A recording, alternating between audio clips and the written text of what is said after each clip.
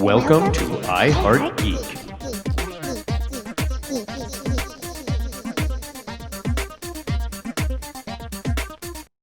And welcome back to another wrestling episode of I Heart Geek. We're here with Chris, and as you heard on our last episode, we're here with Mike from the Dirty Ugly Wrestling Podcast.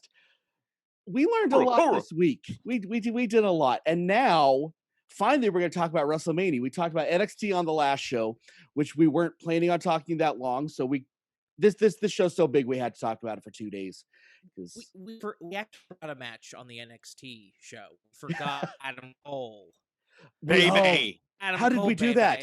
And that's how we're going to finish this. How we're going to start this episode. That was a whole show in itself. It was. Go ahead, Chris. You started talking about it. it. Let's hit this before we get WrestleMania. Yeah, quickly. They can fight forever in NXT, and they did. They fought for an hour. They fought for an hour. I loved it because if it's done, if a match like an Iron Man match like that, I know it wasn't really an Iron Man match, but it was basically an Iron Man match with an unsanctioned match. Oh my God. Adam Cole and not Ryan O'Reilly, the O'Reilly guy, they tore the house down. Kyle. I get so excited. Like, let them fight forever. I watched Oz too, Chris. It's all right. I understand. Yeah. now, something I do want to say about this match before we move on a lot. It was a little bit drastic to change the music on both characters going into this match. I think they should have let at least Adam Cole keep the Undisputed Era music with the boom and all that, because that's built around him. It's not built around the rest of the guys. Let's be honest. I did like Kyle O'Reilly's music, but you could definitely tell that it was Shawn and Triple H that booked this entire match from start to finish, because this was every one of their buddy hates buddy matches since the beginning of time. Nothing wrong with that. Nothing wrong, but that was definitely what this was. So, Mike, you want to talk about this match real quick for us before we go on to WrestleMania? Real quick. It did last a little bit too long. Not that they did anything wrong, but this was a night that was on Peacock primarily as opposed to just USA with the time constraints. So they just let him go. And it was... There was a couple of, I love this, all the stuff with the chain. That was I loved insane. the bump through the stage. I enjoyed that. So when I went back and thought about it, it was more about the spots, because the story was told leading up to this, the whole the whole explosion of the Undisputed Era. But I do think Adam Cole should have claimed he's undisputed. The Undisputed Era was built around him. The music, the feel, the story. I hope they go back to it. I hope he takes ownership of it. But I will say Kyle O'Reilly has given this.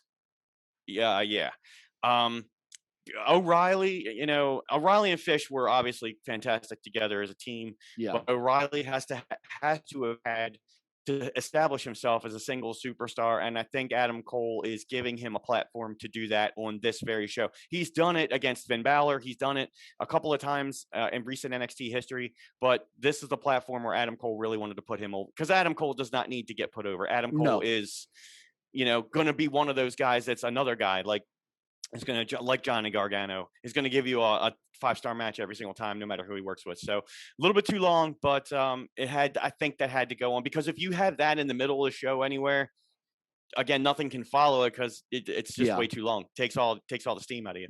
Now, Adam Cole is one of the guys that I hope can get over the small factor, because I think he could succeed on the main roster, because he can be the next Shawn Michaels if they let him. And don't make him into Dolph Ziggler, make him into Shawn Michaels. There's a big difference between the two. Just saying. And that was another wasted potential. But that's another thing all to itself. Let's go on to WrestleMania, kids. Okay, Matt, very, very, very bizarre choice, putting McIntyre versus Lashley first. Dub, before we go into that, can I just mention the opening of the show with every single superstar? Every single superstar coming out on the stage, and Vince coming out himself, not Mr. McMahon, but Vince McMahon, and giving the thank you to the people that were working, through the pandemic, and thanking the fans back into the stadium for the first time after a year, and giving his You know, it's been 30 years since he's done it. Welcome to WrestleMania. You know, yeah. And that, I got to tell you, I was there, and it was great that I was there. And it was just kind of a short notice thing that I ended up going. But I tell you, one of the biggest pops I've ever heard in my life, even though it was only 25,000 people in a big stadium setting where the sound seems to go up and out. In the dark, when they started having people come out on the stage and you noticed who it was, and they were all playing to the fans, thanking the fans, cheering the fans, it got such a huge reaction that there was a standing ovation and a holy, you know what, chant, and welcome back chants and thank you chants and all this stuff. They'd be even before the cameras went on for Peacock. So I got to say, I talk about tearing up. I was tearing up right there. That's really beautiful. cool, actually. Yeah, that changed your perspective on everything for this entire show. Because being there is just a different world. Yeah, but even so, when it comes up on Peacock and you see Vince is in front of the entire roster, you know, people that are on night 1, night 2, some people that aren't on the show at all, it's as a wrestling fan, it's just got to hit you some way. Yeah. Okay, so now let's hit into match 1. Again, weird placing with Drew McIntyre versus Lashley. This surprised me in every way, starting at the positioning of it as the curtain jerker for a championship match. I don't think that's okay. I have a problem with it. And I did not, after breaking up the Hurt business, why did they let Lashley keep the belt? I'm very curious on that. That was the whole gimmick, and everybody loved this faction. And if you're going to just burn it to the ground, guys. What was your guys' thoughts on this match? So dumb.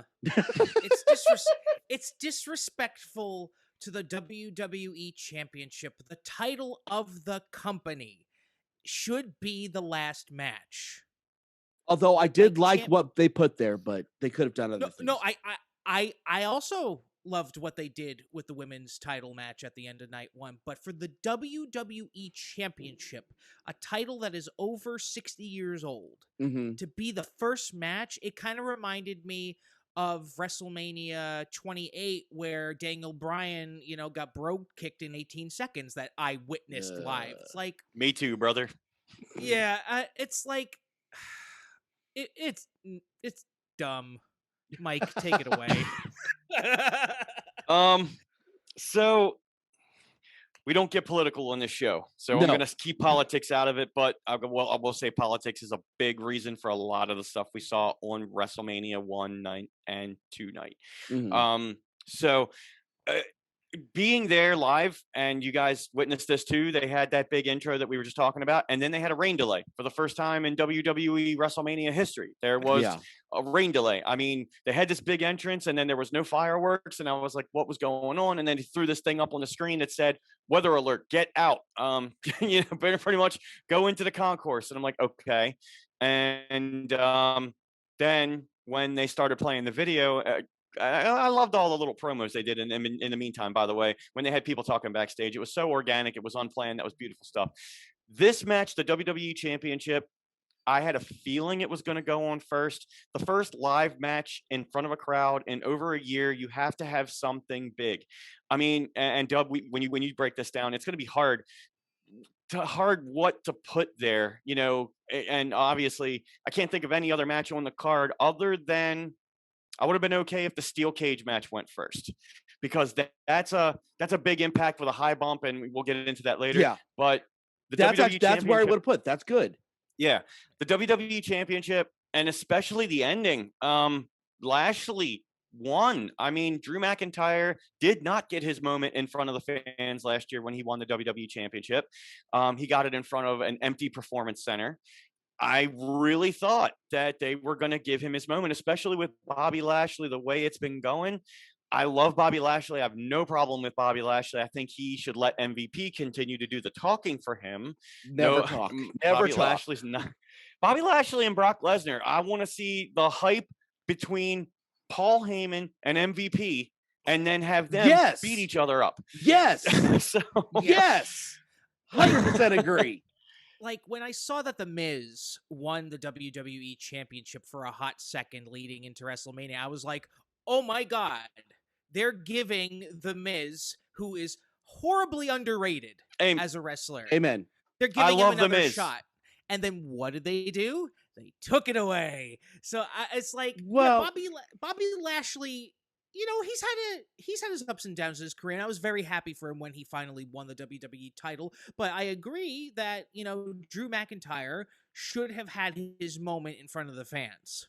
Yeah. Like, period, end of story. Because he's another one who was proclaimed as the next chosen one before, you know, being, you know, let go by the company. And then he, you know, scratched and clawed his way back, and the fans loved him again. And then, you know, when the pandemic hit, sadly, you know, he got to have his moment in the warehouse. Yeah. As we like to call it. But, like, yeah.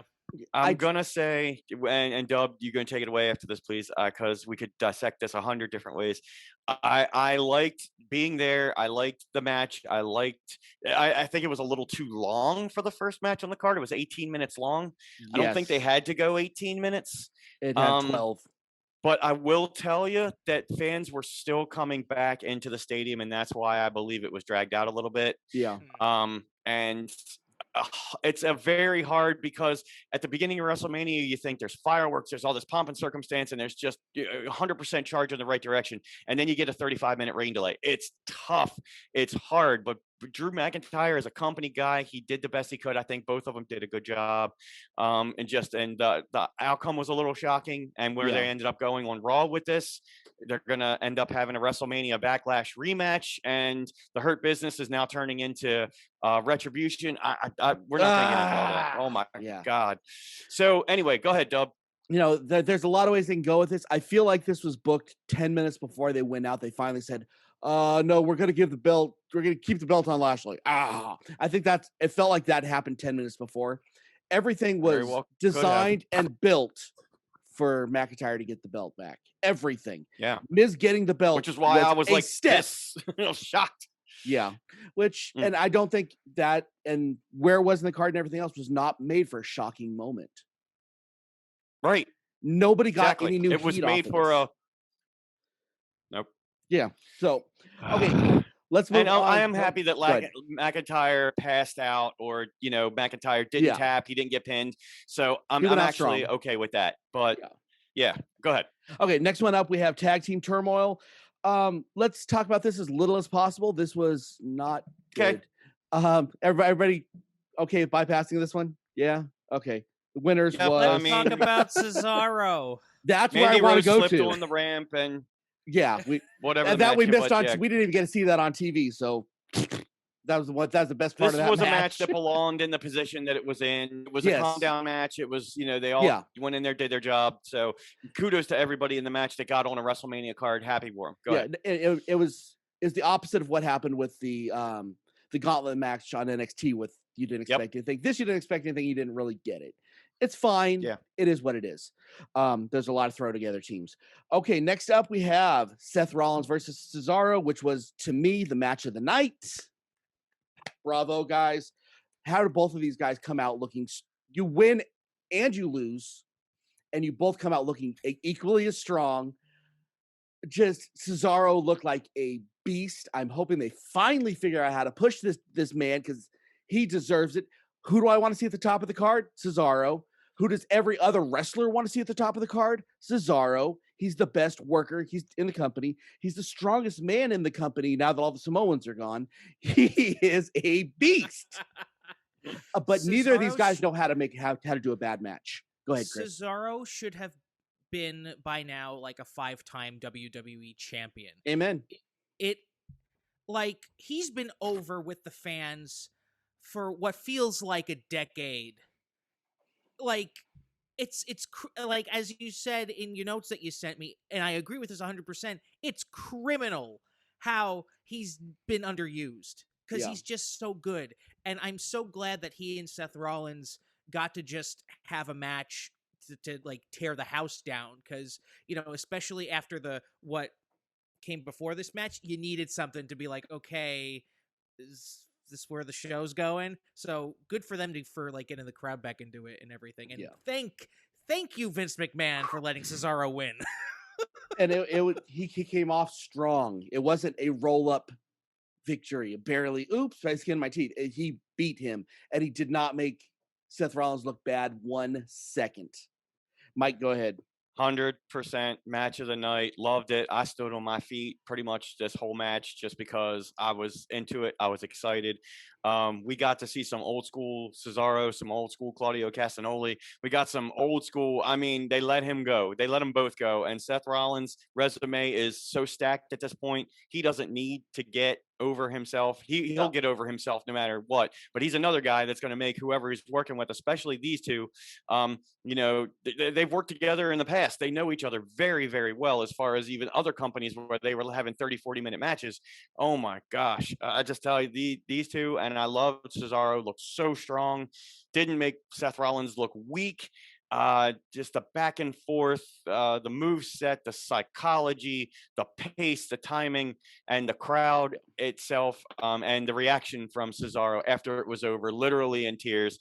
That human, organic, real reaction, and standing ovation after the match was over. Loved it. Match of the night. This match all by itself is worth my $10 I paid for Peacock. It's this. this is the main event to me. I don't think anything even came close to this match for the entire rest of the weekend.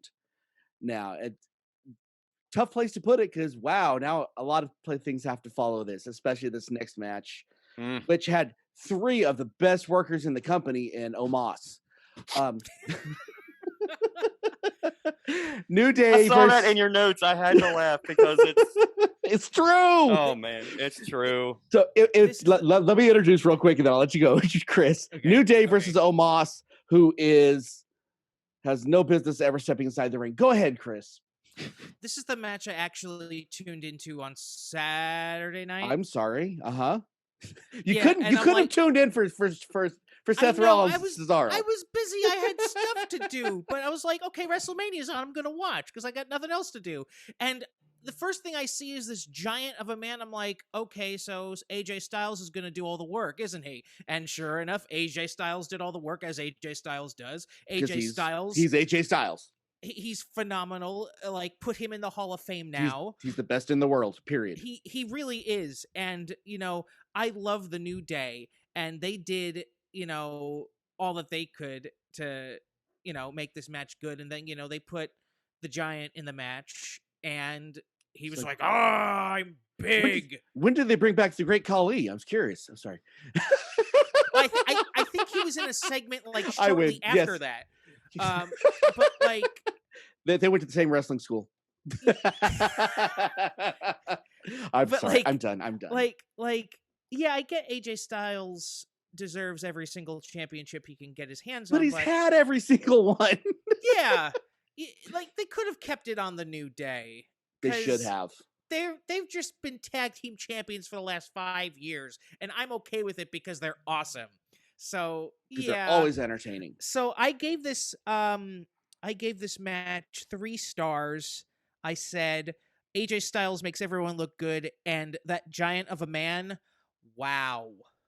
Mike, your thoughts? That's what they're hoping that everyone says. It's just, wow, he's huge. Yeah, no, this was a wow, like, wow. Okay. Yeah, we did. That was the main reason for it, because it's a larger than life show. It's WrestleMania, so get the 7'3" guy out there, have him step over the rope, have him take the hot tag, which it wasn't really. It was like a lukewarm tag. Yeah. Because of the spot that led into it, with Xavier on the top rope and Styles in the middle of the ring's like, wait a minute, why is there any tension here? There's nothing stopping him from turning around and tagging.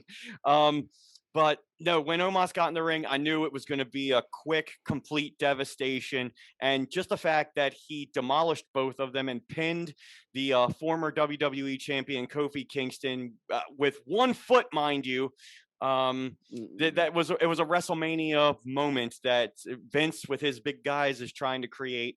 The whole match was the 3 stars based around making that moment happen. Wasn't necessarily about Omos particularly, just the fact that it's WrestleMania. It's a big thing. And notice those 2 weren't even on Monday Night Raw as the new Raw Tag Team Champions. But AJ is phenomenal. He can't do anything wrong. And by the way, like the 3 of the New Day, I think they're all doing wonderful stuff and have been doing wonderful stuff. I was calling for the New Day to get pushed years and years ago when Roman Reigns won the Royal Rumble in Philadelphia, and the kickoff match before the show even went on the air was the New Day, and before they got into all this gimmick and stuff, and I was like, that's going to be the tag team of the future. That's going to rebuild tag team wrestling, and they sure as heck did.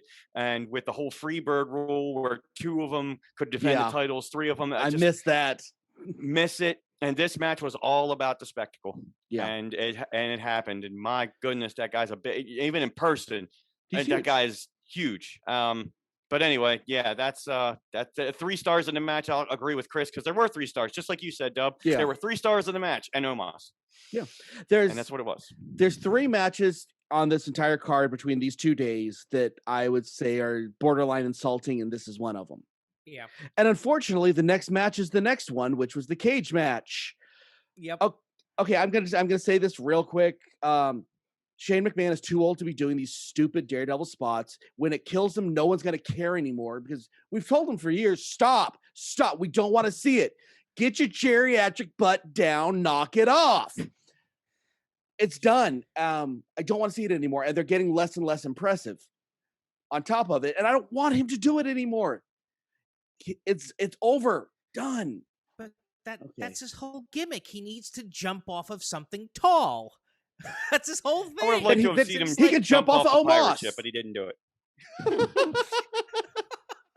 That's why they put him in a cage so he wouldn't. Now, in terms of the match itself, take away the story for a second because I'll get to We're not going to talk about the story. No. Well, yeah, actually, the story was ludicrous. You're stupid. We'll talk about the story now before I can go into the match itself. This is one of the reasons why I stopped watching WWE. Stories like this, which is insulting. That's a rare story, though. I want to defend this a little bit. That's 99% of stories are not this bad.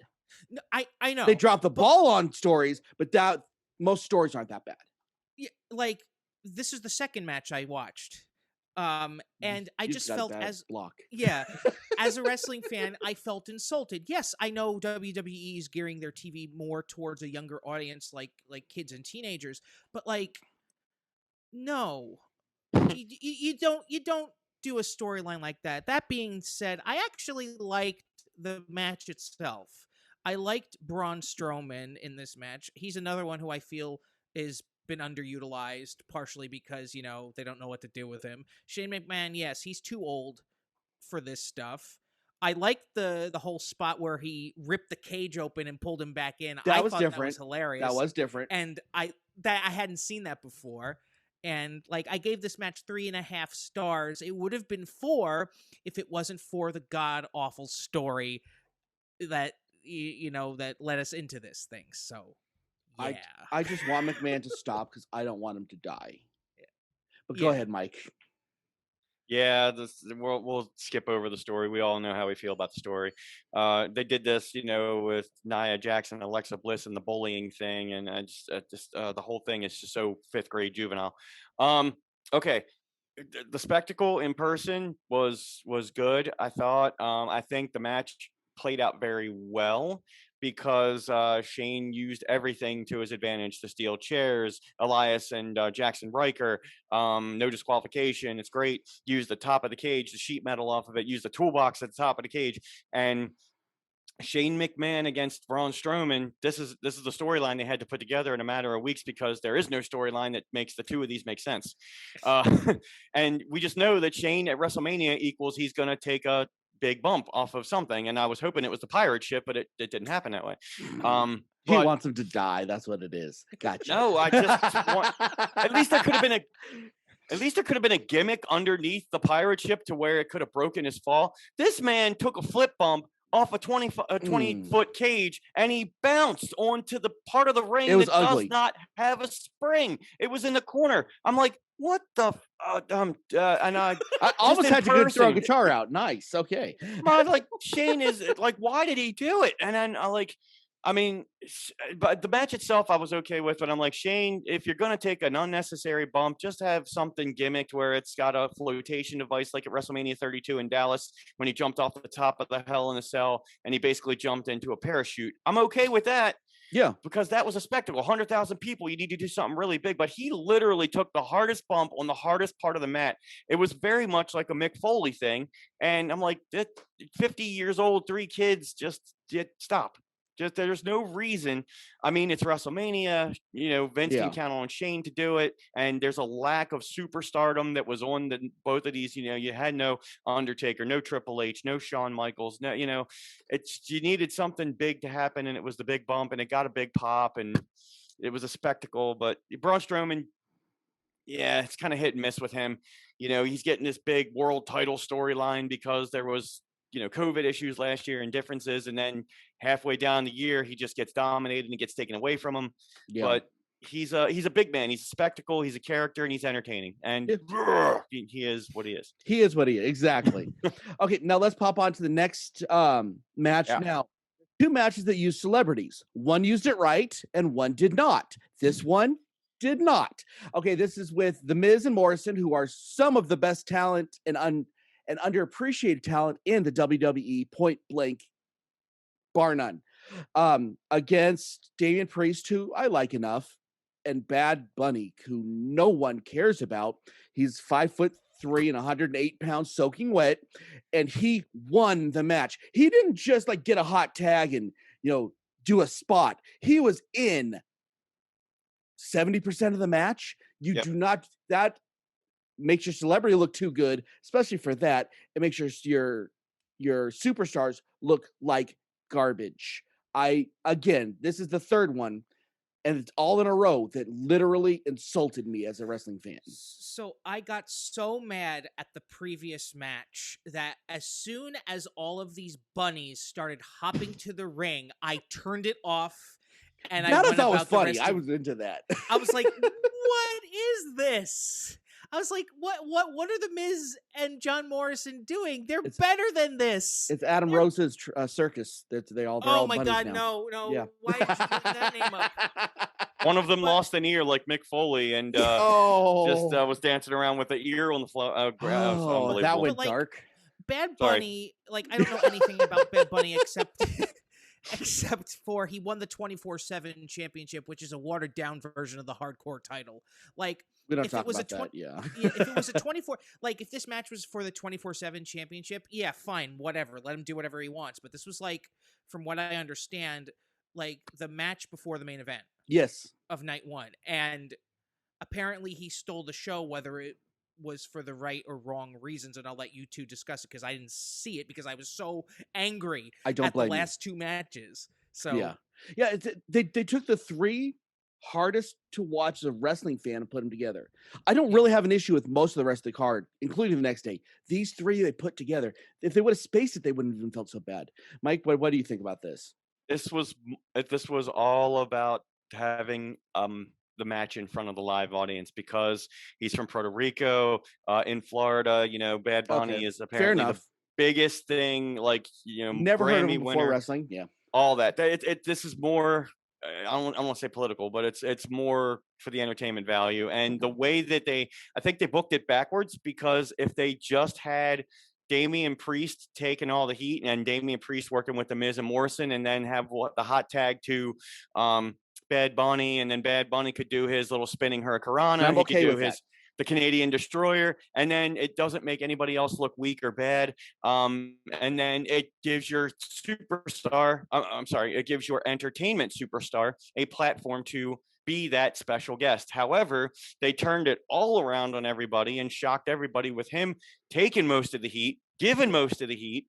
And I mean, it was backwards, but it was definitely the live audience was on top, that was really popping for it. And the announcers were all over it too. I will say Miz, and we've talked about this a little bit, is probably the overall 100% best WWE employee that there is right now. He never gets hurt. He's so safe both ways.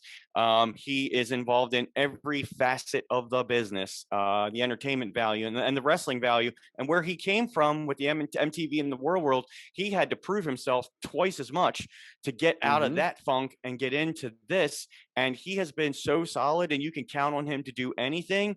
And he did beat John Cena in the main event of WrestleMania 27, whether The Rock interfered or not. You can never take that away from him. And he's going to beat that to his grave. He's still talking about it 10 years later, and as he should. Yeah. This is what The Miz does. He's not the guy that's going to carry the company on his back, but he is going to be there to be a wheel for the company to keep on rolling. He should have been WWE champion going into this WrestleMania, and whether they let the belt on him. I totally would have taken it away from him, but yes, he should have. But then Bobby Lashley should have won it on the night after WrestleMania and something like that, and Miz could have gone in to face McIntyre, which I would have been totally okay with. Yeah. But the whole thing was a vehicle for Bad Bunny, and it was safe, and it was entertainment value. It was WrestleMania. So moving on. Yeah, this is just upsetting. It was what it was. Okay, now final match tonight, which was probably second best match of the night. And because of the emotional moment, I'm sure they'll call it match of the night, even though it wasn't. I love this match, except for the beginning, when you see Belair crying in the beginning, because that gave everything away right there. You're like, she's gonna win, and she's already over emotional about it. That was a problem with me. Everything else was fantastic with this match. So here's the thing: I was still fuming from the matches I saw, but however, the minute she won the Women's Royal Rumble, I'm like, okay, she's gonna win at WrestleMania. So it's kind of they've been pushing her everywhere forever. Yeah, and you know what? I saw little bits of it online, and you know what? I'm so happy. It's a good match. Yeah, they put on a hell of a match, and I'm so glad that the women's revolution has carried over and has stayed relevant. Because women's wrestling up until like a few years ago was a joke, and I'm so happy that you had people like Bayley, Sasha Banks, Charlotte, and now Belair. Like kudos to them. Let them fight forever. Like I'll watch, I'll go back and I'll watch this match, and I'm sure I'm gonna want to see like at least one or two more. Like I expect a trilogy from these two. So good on WWE for giving the main event to the women's division on night one. Yeah. Mike? Agree. Yeah. Good on them for making this the main event, because if they would have switched it and had what happened with Drew McIntyre and Bobby Lashley, if they had at that the end, riot, that would have been a confusing way to end the show. But they, and again, we don't get political in the show, but I will say there's a lot of political ties that made this match happen the way it happened. Sasha Banks was not involved in the main event at WrestleMania 35, which she absolutely could have been. Ronda Rousey. Yeah. Ronda Rousey coming in for 1 year. And granted, it's WrestleMania, all the eyes on the product. Ronda Rousey, yeah, that's what you're going to do. But this one, they deserved it. They earned it. As far as the emotion in the beginning of the match, I saw it live, and seeing it live, watching it live, and then seeing it on the screen, I saw the emotion from Bianca, but I didn't understand it at first. But I'm like, okay, this is real. She's in the WrestleMania main event. She won the Royal Rumble this year. She's in front of fans for the first time in over a year, and she's in front of the biggest audience because she was in NXT. So she was in front of an NXT crowd for a while, and it got to her, and that actually hit me the right way. I wasn't thinking about it as a predetermined conclusion, because I already thought long before when the match was booked, and I actually heard it was going on last 2 days before the event, I knew Bianca was going to win. I mean, there's really nothing saying that she shouldn't win, because there's no way to end that first night of WrestleMania and back in front of the live fans with the heel winning, even if Sasha was over, which she was. But a great match. I thought they both worked very well. I think they really put over the fact that Bianca was a strong, not only physically strong, not only character strong, but physically strong. Vertical suplex after vertical suplex, and then she's strong. The tope to the outside where she caught her, rolled her up, and pressed her up. I mean, she's littler. She's not like a big Raquel Gonzalez type chick, but she's strong as heck. And I loved the build up and the fact that I think the finish when she took that hair, when you're like, all right, Sasha, you pulled my hair for the last time, and she whipped her like a gunshot. I mean, it was in that part where everybody kind of quiets down at the same time. Yeah. And there was no noise on the crowd, no noise on Peacock, no noise in the audience. And then you hear whap. I'm like, holy crap, that's like Walter chopping Tommaso Ciampa. Yeah. I mean, and you saw the welt after. It's like, oh. Yeah. I was like, okay, she said, I'm not taking this anymore. And then she hit her with her finisher, and then she immediately broke down into tears. I thought it was emotional. It was real. It was great. And like Chris was saying, the platform for women's wrestling. I mean, the women do have just as much as the men. And at this point, they're giving them everything, Hell in a Cell, Royal Rumble, ladder, they're letting Money in the Bank. They're letting them be equals as they absolutely should without going into politics. This was the right match at the right time, the right finish. And, all the fireworks actually lasted 5 minutes longer than Peacock had because they really just blew everything they had for that night. Really? Wow. Great. Yeah. They let it all go. So nice. Great night. Okay, let's pop on to day 2. Whew. Do we need to take a break and put this into a third episode? Because I know we're going longer. No, we were 30 minutes. I think we can hit this for 30 minutes, so we're good. And let's do it. This is one of the funnest storylines that we've had, which was Randy Orton versus The Fiend. I love The Fiend. I don't believe that was The Fiend. I think that very much was Bo Dallas. You don't see any of The Fiend's tattoos. It's not The Fiend, whoever that was, and that's why they had the shady finish. But I love the storyline. I like seeing where this is going to go. I am more excited to see where this goes than any other storyline that we have going. This is entertaining, and I don't think that's The Fiend. That was not Bray Wyatt. Chris, do you have anything to say?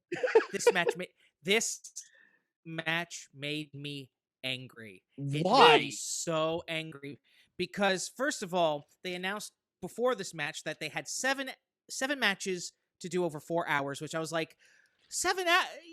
You have 4 hours to do 7 matches? You can do 7 matches in 2. But, it's WrestleMania. It's a spectacle. Yeah. The intros for this match were 10 plus minutes. The match itself was 5 minutes, 47 seconds. I love Randy Orton. I love Bray Wyatt. They should have had at least a 10-minute match. I loved the whole Alexa Bliss thing at the end. But this was a 2-star match because it was so underwhelming considering the talent these wrestlers have. Yeah, Randy Orton's done everything. Yeah. But like Bray Wyatt, arguably the best talker since CM Punk. It's not Bray Wyatt. It's Bray Wyatt. It was not Bray Wyatt. I will we will have a toy bet here. You look at any of my toys, I get your Young Bucks toys. You can pick anything in my background if this is not Bray Wyatt.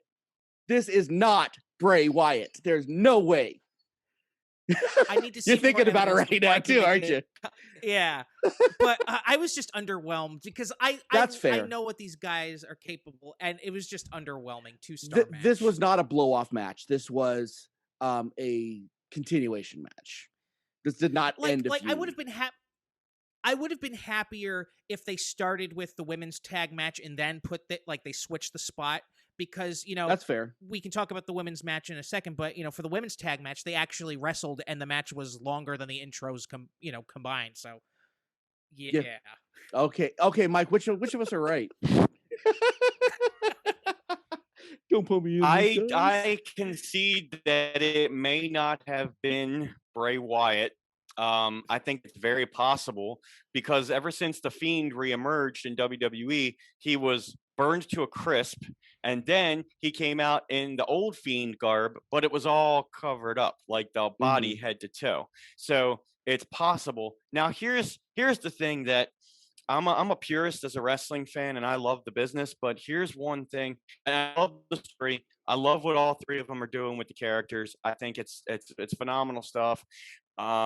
I love the entertainment value, the spectacle value. Here's what I'm going to say as a wrestling purist. Okay. The Fiend character, when it first happened, when The Fiend won the WWE Universal Championship, The Fiend took 13 curb stomps, sledgehammers, everything, kicked out of everything. The Fiend character, the idea behind that character is you cannot keep that character down. Can't keep him down for long 2 counts. Can't barely even keep him down for 1. You got to figure out what can do it. It's not the RKO. The RKO was one of the greatest finishers in wrestling history. It's a jackhammer. I love it from Randy Orton, but it was the only offensive move Randy Orton got in the match. And Fiend character being built back up and returning from, and I thought they were building it back up to the character that we had before Goldberg squashed the Fiend in Saudi Arabia to win the Universal title.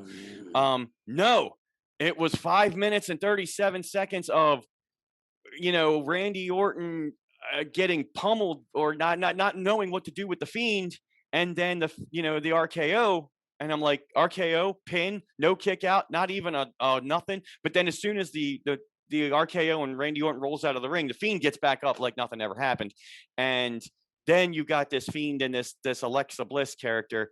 I love the story, I love where it can go, but as a wrestling purist, this is why inside the stadium it got booed. Yeah. And it got booed hard because of all this buildup and expectation of trying to see Randy Orton as 14-time champion. How is he going to deal with the actual Fiend character? RKO, 5 minutes, over. Ugh. Now, it's not about the wrestling match anymore. I get where you both are coming from, but I'm looking at this purely as a storyline, and this to me is a stop in the storyline. It's not the stop. It's not the end of the storyline. So I'm okay with it because I think I know where it's going, and I'm so excited that I think I know where it's going. Because if it's going where I think it's going to be amazing. It's just to piggyback off that for a second. Like, I love the fact that they're continuing the storyline between them, because the matches they had in 2017, I believe, with the whole fight with him Orton burning down the Wyatt family compound, like that is fantastic. So I love the continuity of this storyline. So yeah, I know it's all about the story, and I think that the wrestling acumen of both of these guys is being underwhelmed.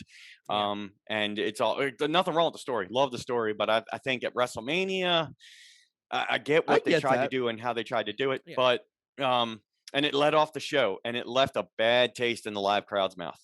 I honestly, I think everyone would have been okay if they would have pulled off the mask and it wasn't Bray.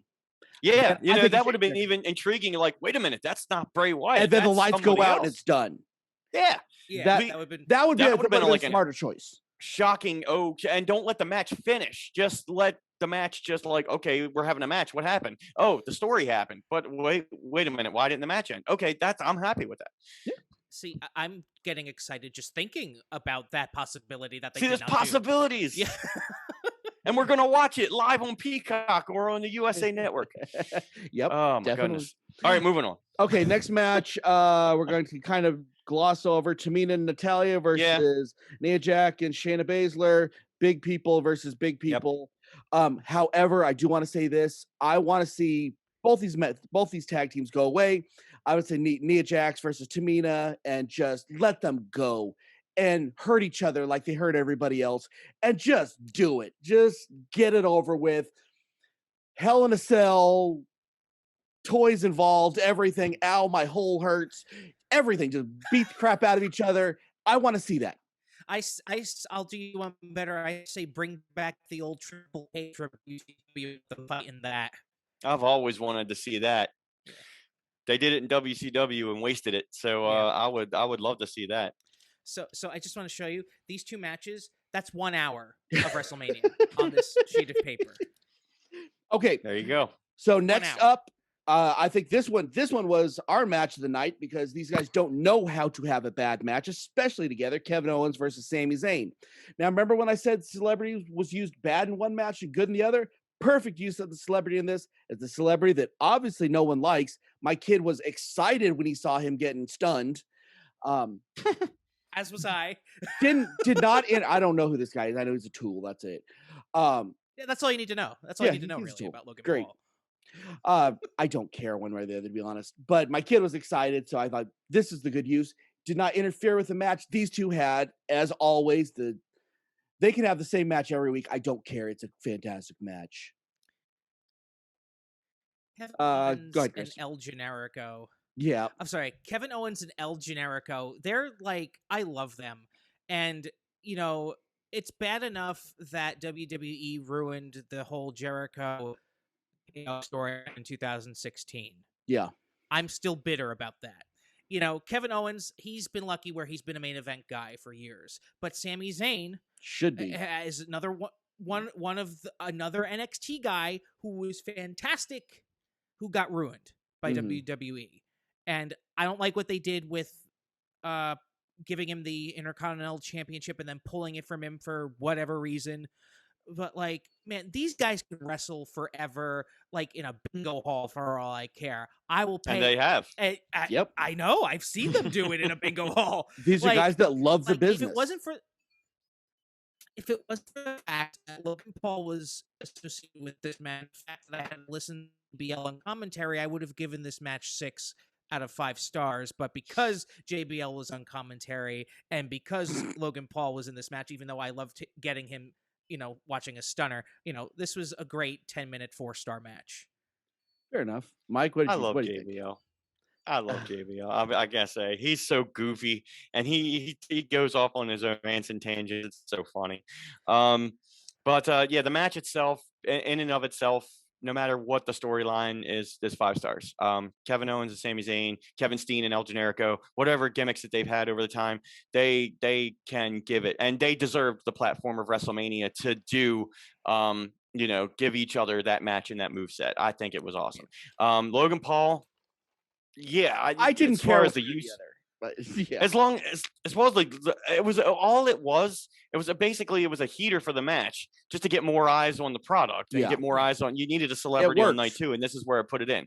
Yeah, and yeah, he didn't interfere with the match. He didn't interfere with the outcome of the match. He you know, came in at the end, and you know what happened. You know, Kevin Stunn, the big baby face, gave the stunner to the big heel. And it was great. And I will say the Sami Zayn conspiracy storyline is some of the best character work I've seen him be able to do, because he kind of got lost in the shuffle. In NXT, he was a fantastic in-ring performer with very little story. WWE, he got buried in the mid-card for a long time, got hurt. And then when he came back, whoever ideas this was, he can drag this out for the rest of his career. He can be Mr. Conspiracy Theory all day long. I love that stuff. So yeah, great match inside the ropes and good use of the celebrity. In terms of the celebrity usage, the one thing that I felt took away from this match was the commentary. I've had an issue personally with WWE's commentary team for years, but I feel like they spent most of the time talking about Logan Paul, even though he had nothing to do with the match. He was just like a guest. It's like, I guess I know it's part of their storytelling process, and you know they like to tell the story rather than just, you know, call the moves in the ring. But like, I feel like for Kevin Owens and El Generico, just stuck to, you know, calling the match and then just sprinkling, you know, that idiot YouTuber in, you know, here and there. But it's that's just me. That's just me. It's all about hashtags and follows and likes and subscribes and everything. And everybody who knew who Logan Paul was wanted to see how he was going to get involved. Anybody who didn't know who Logan Paul was going to possibly search him after and see how much of a, you know, D-bag he can be. And that's him. That's his gimmick. That's what gets him over. That's why he has 23 million views on YouTube. So yeah, it was celebrity for the fact of celebrity WrestleMania, and unfortunately the match took a little bit of a backseat to it, but I don't think they're done. Kevin Owens and Sami Zayn can have a 5-star match anytime in the middle. You know, they could be like, no, that's my can of soda. No, that's my can of soda. Yeah. You know, whatever the fact may be. Now, I want to say one more thing is regarding the commentary on this, and then we'll move on. But there's only one perfect commentator that God has ever graced us with, and that man is Joey Styles. Everybody else is inferior, so I don't listen to commentary anymore. Since even JR can be bad. He can be JR, older JR, and you being an AEW fan, Chris, you'll notice that JR has lost a little bit of a step these days. But you know, Taz is it's hard when you. Taz is great in anything that he does. Yeah. But yeah, I will say the commentary and Joey Styles. Oh my God! Can't fight! You know? Even if they just made, Yeah, even if they let him just, commentary a hardcore match or a ladder match at WrestleMania, and that was the only match he was on, that was the match I was most interested in because he could carry a 1-man booth, 2-man booth, 3-man booth. Yep. Joey Styles just is a natural, charismatic communicator as far as telling a story. And how did we throw Joey Styles in this? I'm happy. Okay, next match up. We have another fantastic 5-star match, Sheamus versus Riddle. Can I say something? I want to say this real quick. Riddle should never be allowed to talk ever again. Whoever keeps giving him the mic should be fired. He can't talk. He's not entertaining at all. In the ring, he is super entertaining. Fantastic match. I'm glad that Sheamus won it. I mean, he's let's be honest, he's winding up. He deserved it, man. He deserved it. He deserved it. Yes, agreed. Yeah, Sheamus is a fantastic performer. He's been a company man for a long time. He's very, very stiff and very blatant with everything he does, but he's also very safe. So he's another guy that you can count on. And as far as character work and him talking, I have no problem with it. Sheamus is great. He was giving Drew McIntyre heat all the way up until his, match with Bobby Lashley, and he was taking a beating every single night. And you could see it. And I was like, man, Sheamus needs something to do on WrestleMania. And I'm glad he got to win a championship. He got to do it against Riddle. Yeah. Riddle's a good worker inside the ring. God bless him for working with no shoes on. But yeah. I mean, backstage segments once in a while, if they're goofy enough, but it kind of takes away from his in-ring work. Somebody thinks they're funny, though. Somebody has to think they're funny. I'll tell you who thinks it's funny. RVD, because it's the same character. Yeah, that's the thing. RVD did it better. RVD did it better. RVD did it better. Yeah, he sure did. So, good match for what it was. Good, well-timed, well-placed on the card. Good for Sheamus. I'm glad he got a WrestleMania moment. I mean, he had that one we talked about 9 years ago when he beat Daniel Bryan in 18 seconds, but people were still coming into the stadium at that point. Nobody knew it was happening. So this one was more suited. So good stuff. That's another match I'm still bitter about, almost 10 years later. I hear you. Me too, brother. Because Daniel Bryan was getting over at that point in time, and then they didn't want him to get over as much and get that no chant or whatever was going beforehand. So like, okay, we got to squash him in the first match, and then maybe people will stop doing that. It didn't work. But anyway, go on. Okay, next match we have Big E versus Apollo Crews. This was the sleeper of the night. This was way better than it should have been. They finally let these two just go and work. Every time we've seen them before, it's been very regimented and boring. I love Apollo Crews. I think he's an underappreciated worker. I think Big E's a fantastic worker, and they just let them go, and they did what they should have done. It was not like a 5-star match, but it was a great match, and I enjoyed the hell out of it. What do you guys think? I miss Big E in the New Day, but I'm so happy that he and Apollo Crews got to have their WrestleMania moment and have this match to themselves, because it was better than I expected it was going to be. Yeah. The match was good, bell to bell. Even up to it, I was wondering what the heck is a Nigerian drum fight match. Oh like gosh. What? I mean, it's stupid. Basically it's a Chicago street fight. It's with drums. With a djembe. With a hint of racism in there. That's what I say. You want to talk about, we're not going to get political, we're not going to get racial in this podcast, but that had something to do with the storytelling leading up to it, especially the character change with Apollo. But Apollo is underutilized, underappreciated, but I'm glad he got his WrestleMania moment. Not only did he get to perform on the big stage with a good performer, but he won. And that's great for him. I thought it was very well placed, very well paced, and a good match. Even though it was a Nigerian drum fight, and you noticed they did not use a drum at all. Not once. A lot of cymbals. A lot of Singapore canes. No drums. Now, and I do like that Apollo Crews is going to start building up his army. This is Dabo Kano, or what's this guy's name that helped him out? He was on the Wrestling Underground. He was supposed to be Babatunde originally. Yeah, I think he's had a couple of different names. I'm not Dabo something, I think. Yeah. I don't care. I think this actually is a good fit for him because he's finally getting something to do. I didn't mind this as he was the strict heel as a run-in as opposed to the Escobar match from earlier. This felt like this was right. Yeah, and there was no rules. It's no disqualification match, so it makes sense. I mean, I know the ladder match was too, but this one made more sense. And it's good for the ongoing story for Apollo. I think he can hold on to this title for a while. I think Big E can chase. Yeah, and I think this is the year for new superstars to emerge in the world title picture, whether they win or not. It's a year for Big E to get into world title picture. Yeah. It's a year for Cesaro to get into world title picture. And honestly, I'd love to see some new people having some new matches with some new world title matches to give some new life. So that would be good. Yeah. So next match, Asuka versus Ripley. Real love quick, both. Go ahead. Dub, I want to just say, got to shout out to the Hall of Fame classes that got their due this year, 2020 and 2021. And I love how on 2020, they got night one, they got to go out there to take the stage at WrestleMania, and 2021, they did the same thing, including the Great Khali, which we talked about a little earlier, which surprised me because I didn't think he was traveling from India, especially as in the health that he's been in. And the pandemic that we've got going on. I'm glad he got to stand out on that stage at WrestleMania. Because he only did the Zoom thing during his Hall of Fame thing.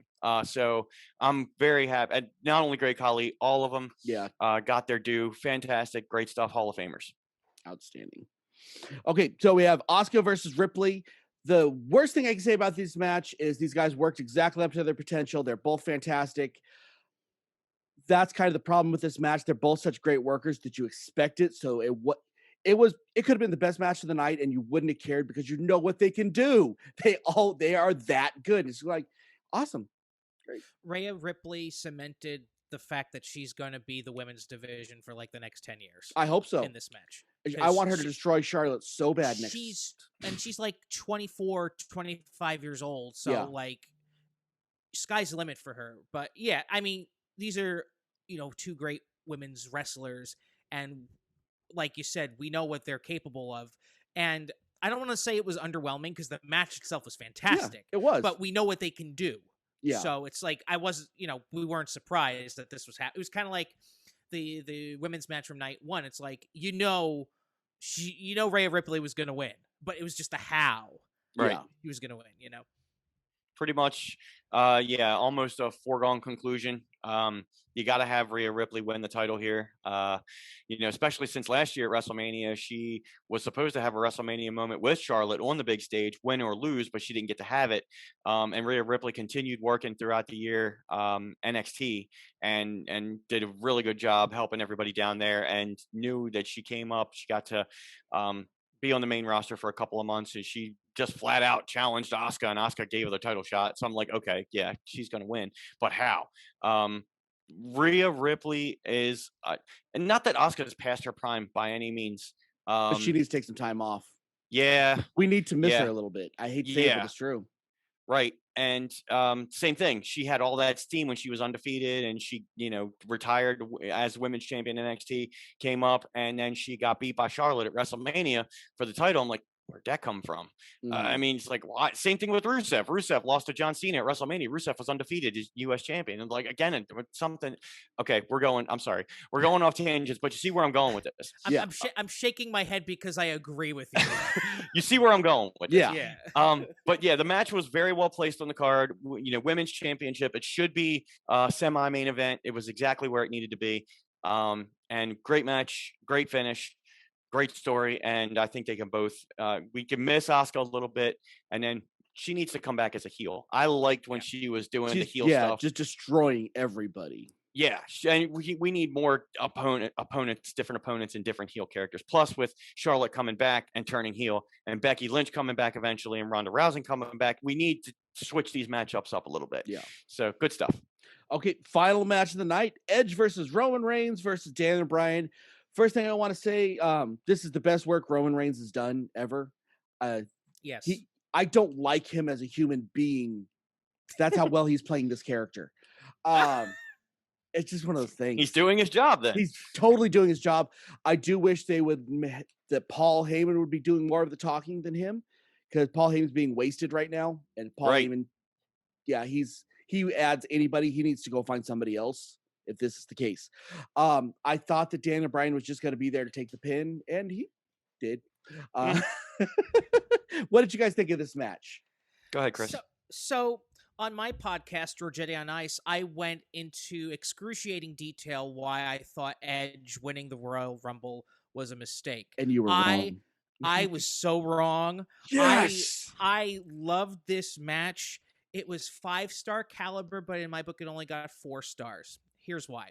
Roman Reigns has been shoved down our throat since 2015. This is the 5th WrestleMania. He's main evented. We get it. He's the new John Cena.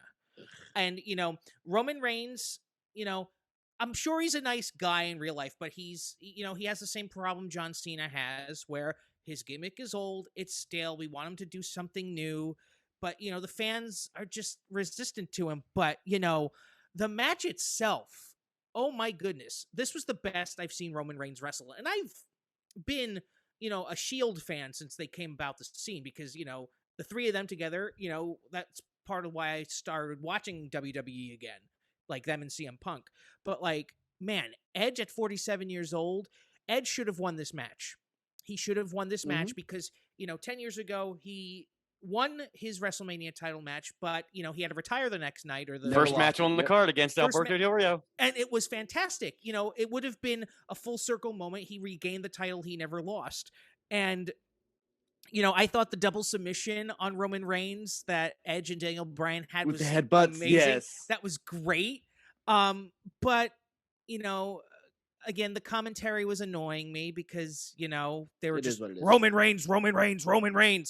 And then Jey Uso ruined the match, in my opinion. He did not need to interfere. The interference at the beginning, that was fine. I was cool with that. But at the end, when they already had all the momentum going, it was such a letdown. That's fair. But I perfect main event, best main event that they've had for WrestleMania in a long time, and I just wish Edge won the match. That's all I gotta say about that. Wow. and I remember texting you, I'm like, dude, you're wrong on this Edge thing. And you're like, no, I'm not. I'm like, that was the end of the conversation that we had on that. I just think that's kind of hilarious that you've already you come completely around on that one. And listen, I love Edge, but one of the reason why I said this is a bad idea to put a 47-year-old in the main event who hasn't wrestled in 10 years is because I feel like it takes away a spot from the younger talent. But then I remembered, where is the younger talent in WWE? They're all in NXT, probably afraid to leave NXT because they'll get ruined. As they should, yeah. So, it made sense. Daniel Bryan, I personally, when I heard it became a triple threat, I'm like, what are they doing? Just let him and Roman Reigns, Edge and Roman Reigns, have their match. But you know what? He added a lot different dynamic to the match. Yeah, it would have been a boring match, honestly, without it. Yeah. So Mike, yeah, fantastic. Mr. Triple Threat, Daniel Bryan. Yeah, and I have no problem with Daniel Bryan. I have no problem with any of these guys. Here's my, I'll piggyback on Chris. When Edge won the Royal Rumble, I was questioning it myself. I'm like, where do they actually go with this? Is Edge, he's coming back from another injury. He came back from a 9-year injury, and then he got injured again. Is he going to be the guy who is the flag bearer for the company? But even so, Brock Lesnar was a flag bearer, and he worked 6 matches in a 12-month period and was on TV 8 times in a 12-month period. And I really, even though looking at it, I have no problem with it. I have no problem with the money Brock was getting paid for what he was doing, because that's what he was paid to do. Mm-hmm. Every match became mechanical. With Edge, he started to dive back after the Royal Rumble win. He started to get back that rated R superstar character, and it wasn't even going heel necessarily. Not until the week before WrestleMania, it was going confusing, anti-hero.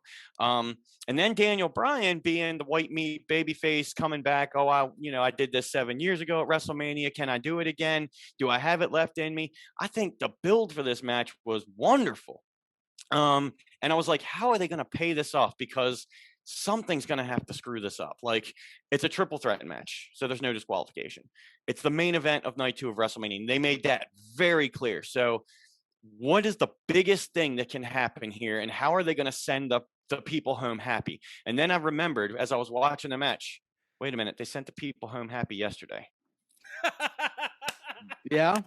I was like, oh, crap. I'm like, I knew it this is one of those that was not a foregone conclusion for me. But when they got to the middle of the match and I started thinking back, I'm like, Roman's going to win this, isn't he? Like, but again, I have no problem with it. But I'm thinking to myself how this match played out. And I'm Edge, 47 years old. Daniel Bryan, had a life-threatening, career-threatening injury where he came back and he's been working his butt off for the past several years, been the main event, put Kofi Kingston over a couple years ago at WrestleMania. He's in the main event again.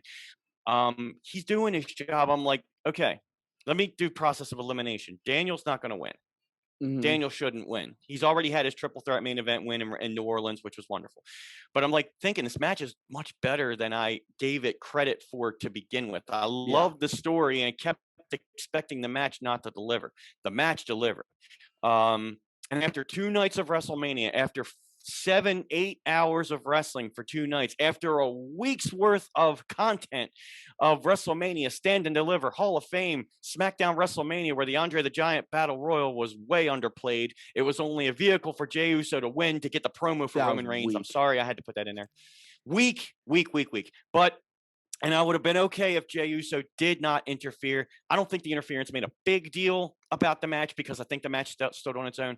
I loved the way this ended WrestleMania, and I'm actually glad that Roman Reigns won because we do need a guy to carry the company on his back that can back it up with the work.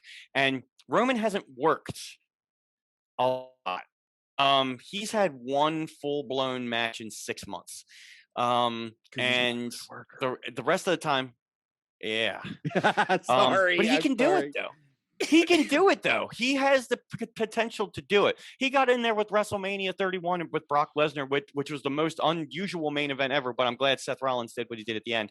But Roman got his butt kicked, handed to him.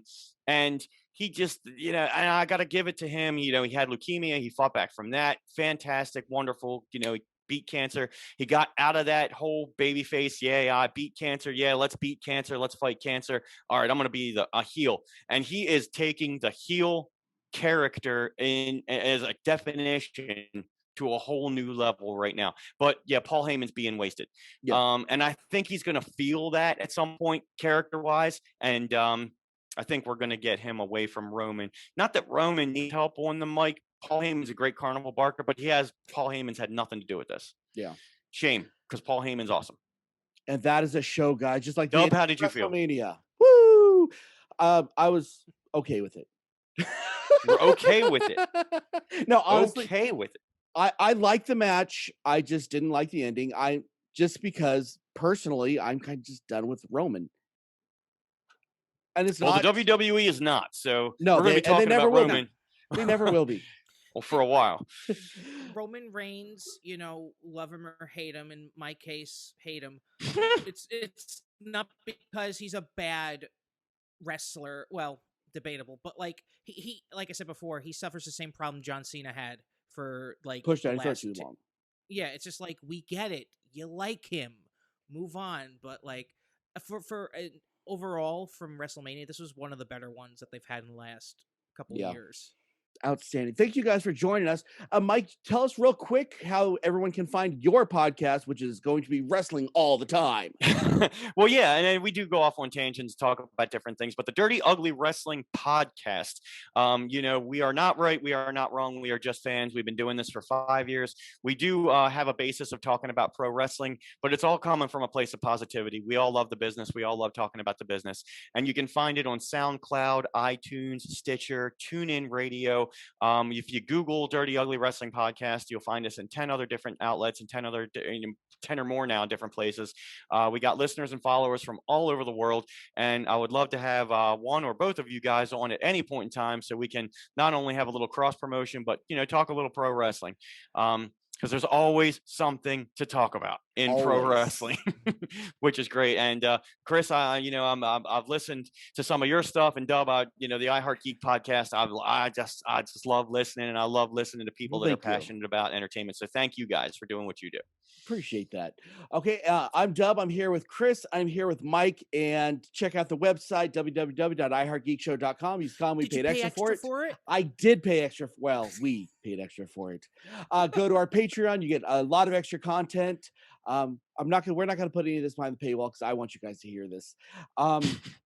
Yeah, it's one of those things. Go to our Facebook page, like, share, subscribe, talk to us. We do talk back. And until next time, keep on geeking on, guys.